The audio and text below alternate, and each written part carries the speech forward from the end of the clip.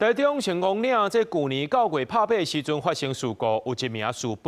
兵伫咧射击训练的时阵，步枪出来崩溃，害这士兵的面受伤甲真严重。台中地检署呢侦测终结，认定官方作业无过失。不过，今日传出讲这士兵受伤的相片出来泄露出去，检方查到12个人涉案，其中有3名军警人员、1名面册的社团班主，涉嫌违反个资法，甲这10个人起诉，其他2个人是原起诉处分。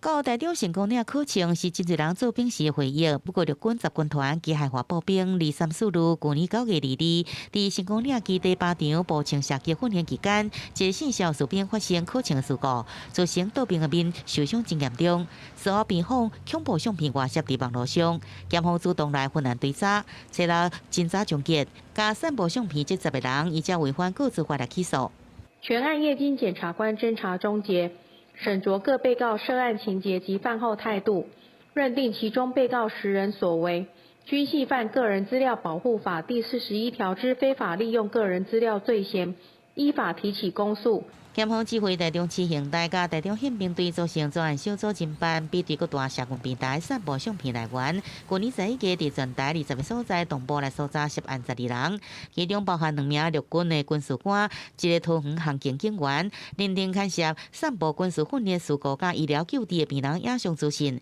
以涉案情节甲烦恼态度起诉10个人，其中对面册社团4名的班主具体求刑1年，现场的军官10个月，现场民众8个月，其他2个人是反起诉处分。本部与医疗团队持续给予照护，并与家属保持联系，提供咨询与协助，